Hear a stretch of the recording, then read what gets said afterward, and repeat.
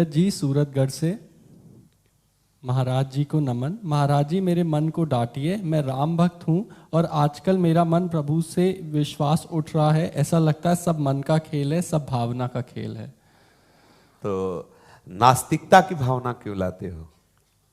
कुसंग हो रहा है, खान पान गड़बड़ हो रहा है, वहाँ कुछ इस तरह का माहौल है। हाँ इसीलिए मतलब आपके भावनात्मक परमाणु जो है दब रहे हैं और कुभावनाएं जागृत हो रही। कुसंग त्यागिए, नहीं तो कुसंग तो नष्ट कर देता है। को न कुसंगति पाए नशाई, रहाय न नीच मते चतुराई। अगर भगवत विमुखों का संग करेंगे तो ऐसी भावना आ ही जाएगी। मैं उनसे दूर ही रहता हूँ। तो फिर कैसे भावना आ गई? ऐसी भावना कैसे आ सकती ऐसे है? कई बार मुझे थोड़ा क्षमा चाहता हूँ। पहले किसी आचार्य गुरु की शरण में हो कि नहीं? शिव जी है, शिव शंकर भोलेनाथ। अरे उनसे हम बात थोड़ी कर सकते हैं, हमें तो चाहिए प्रगट में, चाहिए ना प्रगट में। अगर प्रगट में होता तो मुझे लगता है डांट लगती तो सही हो जाते। होता एक कुछ दवाइयाँ बहुत कड़वी होती हैं और वो कोई पर्सनल डॉक्टर ही दे सकता है। अब जैसे सदगुरु का वर्ण किए हो और ऐसी कोई बातें आती हो तो जानते हो उसमें समझाया नहीं जाता, उसमें एकदम ब्रेक लगाई जाती। जहाँ ऐसे करके वो हिल गए, अंदर से सब तार हिल गए, अपने आप सेट हो गया जहाँ होना था। उसकी दृष्टि पड़ते, उसका संकल्प पड़ते उस सेट हो गया। तो इसीलिए चाहे शिव बिरंच सम होई, गुरु बिनु भव निधि तरह न कोई।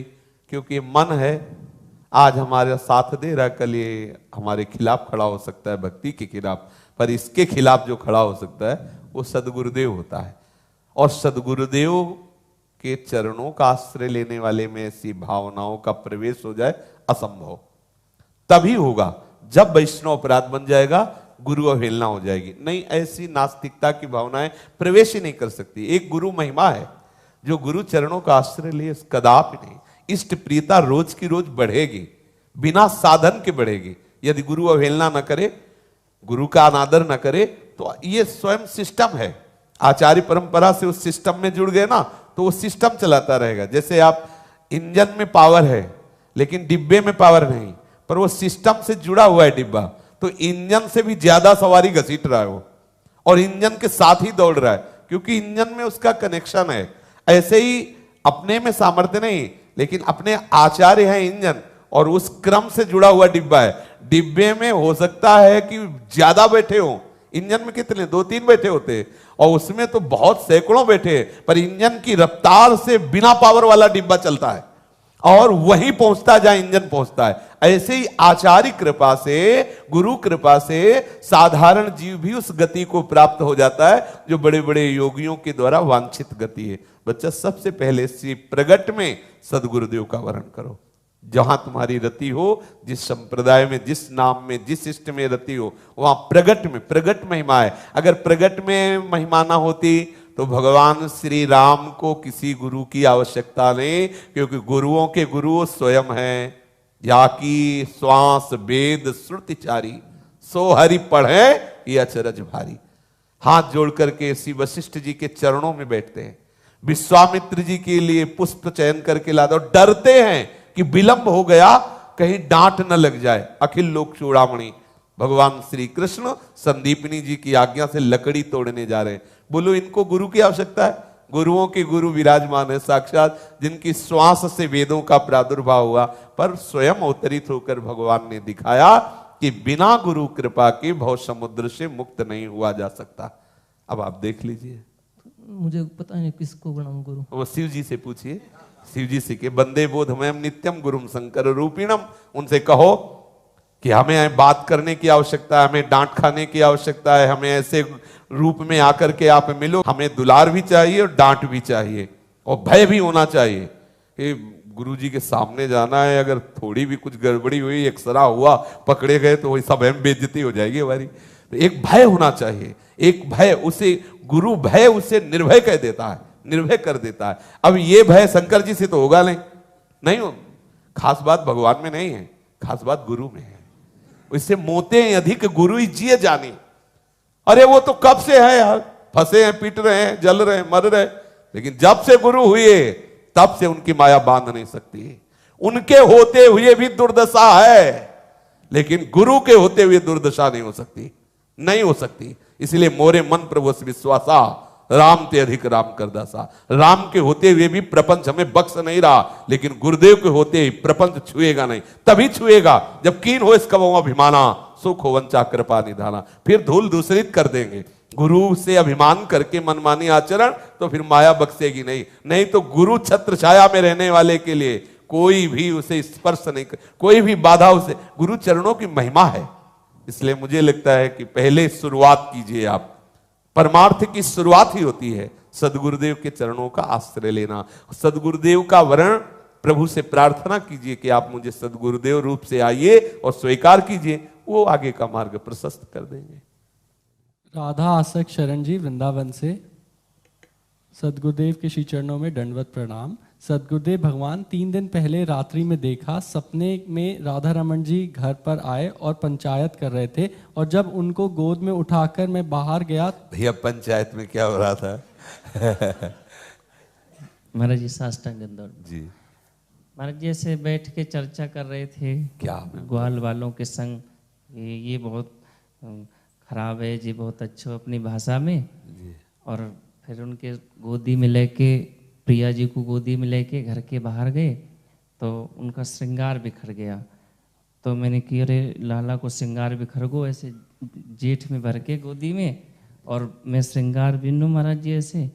तो एक संत हैं राधा रमण मंदिर के बाहर रहते हैं, उनने कहा देखो राधा रमण जी रो रहे हैं, और देखा उनको ऐसे चपटा रखा है कि बड़े बड़े आंसू आ रहे हैं जी।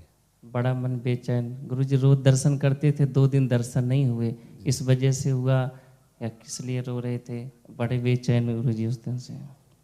उनके रोने का तो एक ही विषय हो सकता है, वो प्यारी जी की याद में ही रो रहे होंगे। गुरुजी ऐसा ही हुआ था, प्रिया जी को वहां पर बैठाल दिया, उनको गोदी में लेके श्रृंगार बिनने थे। प्रिया जू के जब आंसू गिरते हैं तो लाल जू के प्रेम में गिरते हैं, और लाल जू के जब आंसू गिरते हैं तो प्रिया जू के प्रेम में गिरते हैं, क्योंकि ये प्रेम के मूर्तिमान स्वरूप है।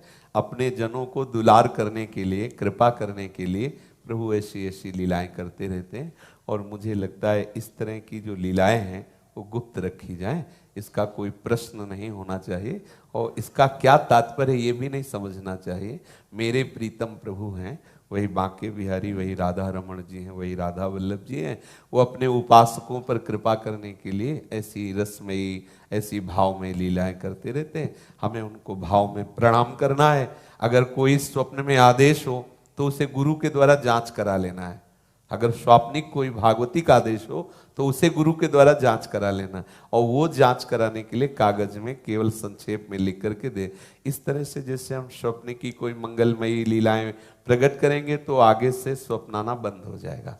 भगवान जब कृपा करते हैं, प्रभु जब कृपा करते हैं, महापुरुष जन जब कृपा करते हैं, तब इस तरह के स्वप्न आने लगते हैं भगवत लीला संबंधी, और उससे हमारा आनंद वर्धन होने लगता है। उपासक दिन भर इसी चिंतन में रहता है, आज राधा रमण जी आए थे, आज देखो प्रभु ऐसी ऐसी लीला कर रहे थे। प्रभु के प्रति विकल होना, प्रभु का बार बार चिंतन होना, इसीलिए तो आते हैं, घसीटने के लिए आते हैं। कोई न कोई विनोद भरी लीला, कोई न कोई विरह जनित लीला, ऐसा करके वो चित्त को आकर्षित करते हैं। बकाया और कुछ चिंतन करने की आवश्यकता नहीं कि प्रभु क्यों रोए। उनके रोने का एक ही विषय होता है, क्वासी क्वासी वृषभान नंदिनी, बिलपत विपिन अधीर चले किन मानिन कुंज। हा राधा राधिका पुकारत, निरख मदन गज ढाल, बेगी चले ही कत गहर करत कत निकुंज बुलावत लाल। ये बस उनका तो यही विषय है जी। दंडवत गुरुजी। बोलिए। दंडवत प्रणाम बाबा जी। बाबा को कोई महापुरुष स्वप्न में आते हैं तो और कोई आदेश देते हैं तो इसको किस प्रकार से लेना चाहिए? अगर महापुरुष स्वप्न में आकर के आदेश करते हैं तो जागृत होते ही हमारे दिमाग में पूरी स्थिति वही आ जानी चाहिए जो आदेश करते हैं, तब हम मानेंगे कि हमारे हृदय में महापुरुष आकर के आदेश किए। कभी कभी मनीराम भी महापुरुष बन जाते हैं और ये लीला करने लगते हैं। जब कोई महापुरुष आके आदेश करेगा तो वही दिमाग में छा जाएगा, फिर उसमें प्रश्न नहीं होगा, फिर उसमें आपका विचार नहीं काम करेगा। बरबस जिसे कोई आकर के आपके संपूर्ण अंतःकरण को अधीन कर ले, ऐसे जब कोई स्वप्न में महापुरुष पधारते हैं और वो कुछ करवाना चाहते हैं तो पूरे अंतःकरण को अधीन कर लेते हैं, वही चलता है। हमारा कोई विचार ही नहीं चल पाएगा, बार बार वही चलेगा वही चलेगा, और हमको बरबस वही करना होगा जो वो आदेश करेंगे। तो उसमें कुछ अपना विचार लगाने की आवश्यकता ही नहीं है। और विश्वास करो कि महापुरुष जो आते हैं वो आते हैं, महापुरुष जन आते हैं, और वो जब जो बात कह रहे हैं तो वो बात तभी हम मानेंगे कि वो हमें कह रहे हैं जब पूरे अंतःकरण में छा जानी चाहिए। नहीं तो मन की भी चालें हो सकती हैं। कई तरह से मन हमें विचलित करता है, कभी कभी भागवतिक स्वरूप रख करके विचलित करता है। जैसे हम राधा माधव के उपासक हैं, श्यामा श्याम के, तो कभी ये विपरीत रूप धर कर आकर्षण करेगा और भगवान उससे छूट देंगे हमारी परीक्षा के लिए। तो हमें उस समय अपनी निष्ठा में रहना है, चाहे कोई महापुरुष आवे चाहे स्वयं प्रभु आवे ना। भले तो रघुबर ते बने बिगड़े तो भरपूर, तुलसी और ते बने ता बनवे पे धूर। कभी कभी निष्ठा की परीक्षा के लिए ऐसी बातें आती हैं तो वो अंदर ही देख लेना चाहिए, और जब हमारी निष्ठा संबंधी बात आएगी तो छा जाएगी पूरे अंतर। सत्संग में बोला था उड़िया बाबा की एक किताब के बारे में जी, आप उसका नाम बता सकते हैं? उड़िया बाबा के उपदेश, उसका नाम ही है उड़िया बाबा के उपदेश। बाबा परम पूज्य भाई जी हनुमान प्रसाद महाराज जी की किताबें बता सकते हैं कौन कौन सी पढ़ सकते हैं? बहुत सी है, कोई भी एक ले लो, पीछे देख लो, विषय सूची में 50 है। जैसे ऐसे ले तो उसमें गीता पृष्ठ ऐसे देते हैं पीछे पेज में, कोई भी एक ले लो। जैसे आस्तिकता की आधारशिलाएं राधा बाबा की ले लो, तो जितनी राधा बाबा की सब उसमें आ जाएंगे। जैसे साधक, तुलसी दल, ये सब भाई जी महाराज के हैं। या प्रेम दर्शन आप ले लीजिए, पीछे देख लीजिए, पूरी उनकी है। जो आपको पसंद आए मंगा लीजिए। समझ रहे बाबा? आप कोई स्पेशल कोई बोलना चाहे जिससे आपको लगता हो कि साधक की उन्नति हो? हमें तो स्पेशल नाम ही लगा है, और लगा कि नाम कभी ना छूटे, इसलिए आजीवन का नियम ले लिया था बहुत पहले ही कि चाहे जो कुछ हो जाए हम नाम नहीं छोड़ेंगे। तो गुरु कृपा से, महापुरुषों की कृपा से प्रयास रहता है कि हम सब भूल जाएं, केवल नाम याद रहे हर समय। स्पेशल नाम ही है। भाई जी महाराज के वचन है, प्रथम और मेरी अंतिम अनुभूति है। आप भाई जी महाराज के वचन, प्रथम और अंतिम अनुभूति है। आप नाम जपने का नियम लीजिए, फिर आप देख लीजिए आपको भगवत साक्षात्कार हो जाएगा। निर्वाह भगवान करेंगे, नियम आप लो।